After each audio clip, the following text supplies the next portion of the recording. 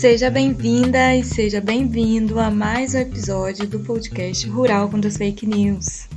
A Proeste agradece imensamente a sua audiência aqui hoje e não deixe de visitar também a nossa playlist com os nossos outros episódios. E você já ouviu falar da possibilidade de alterar genes para poder ter diversos resultados no futuro? Pois é, vamos falar sobre isso hoje, que é um campo da ciência chamado pelos técnicos de epigenética.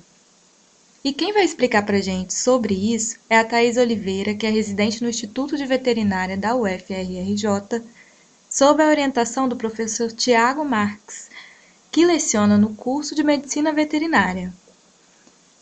Vamos então ouvir um pouquinho sobre esse assunto curioso? Deixo vocês então com a Thaís. Em entrevista à TV aberta durante um programa dominical, uma influenciadora digital afirmou que antes de engravidar, ela e o marido fizeram uma dieta específica por 6 meses, com o objetivo de realizar uma modulação epigenética que zerasse a chance da filha nascer com os genes de qualquer doença. Mas você sabe o que é epigenética? Acredita que uma modulação epigenética pode reduzir a ocorrência de doenças graves como câncer e diabetes? Então vem com a gente para entender melhor sobre esse tema que ganhou foco nas últimas semanas. A epigenética é uma área da genética que envolve o entendimento dos mecanismos e estímulos desenvolvidos na modulação da expressão dos genes, e ainda há muitas questões a serem esclarecidas. A geneticista Michelle Migliavacca, gerente médica da Gen1, do Laboratório de Genômica da DASA, doutora em ciências pela Universidade Federal de São Paulo e com passagem pela Universidade Johns Hopkins nos Estados Unidos, ao ser procurada por uma colunista da UOL, começou a conversa explicando que nos cromossomos herdados da mãe e do pai, através das fitas de DNA, é que se enfileiram os cerca de 21 mil genes do ser humano. Cada um deles formado por sequências com diferentes combinações das bases nitrogenadas, ou seja, adenina, timina, citosina e guanina. Essas combinações descrevem tudo o que somos e o que podemos nos tornar, inclusive a probabilidade de desenvolver certas doenças. Cada uma das nossas células carrega dupla fita com todas as combinações das bases nitrogenadas.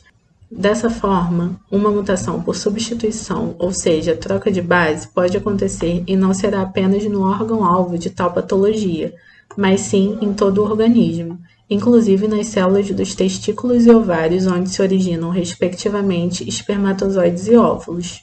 Assim, determinado tipo de alimentação não é capaz de alterar novamente essa troca de bases, e a informação é passada para o filho de qualquer forma. No nosso material genético, há todas as informações do organismo e nem todas são necessárias o tempo todo ou são úteis em todos os lugares. Por exemplo, um gene que tem a função de formar o braço só é necessário durante a fase embrionária, e depois desse momento ele pode ser desligado. A epigenética trata justamente do ligar e desligar do nosso DNA, que está associado a uma molécula chamada metil. Quando essa molécula se liga a um gene, dizemos que o mesmo está metilado, ou seja, está desativado ou silenciado. Fatores externos como radiação, agrotóxicos, exercício e a própria dieta podem influenciar na metilação.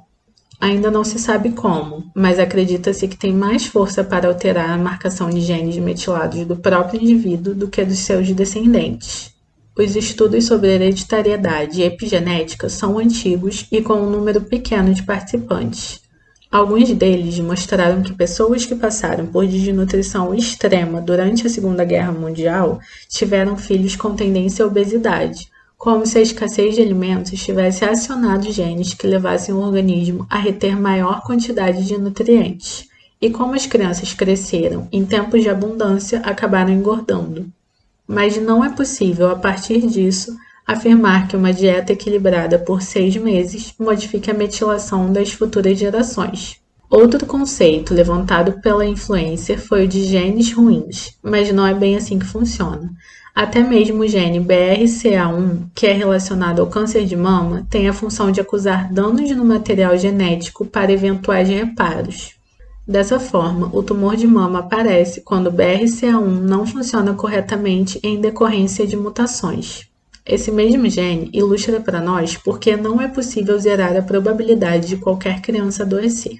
Uma menina que nasce sem alterações nesse gene tem 20% de risco de desenvolver o câncer de mama ao longo da vida, ao passo que outra que nasce com o mesmo gene alterado tem um risco de 80%. Ou seja, mesmo sem mutações no gene, a probabilidade nunca é igual a zero, existindo o risco da ocorrência do câncer de mama. Assim como o gene alterado não oferece a probabilidade de 100% de chance de desenvolvimento do câncer de mama.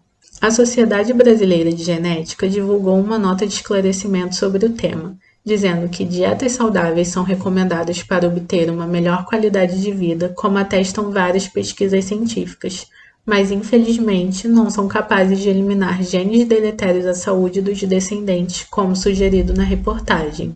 Qualquer nova proposta de tratamento ou terapia precisa ser testada com abordagens metodológicas científicas, tratamento estatístico e revisão por pares. Inclusive, ainda estamos longe de controlar a maquinária da regulação de expressão de nossos próprios genes ou dos nossos descendentes.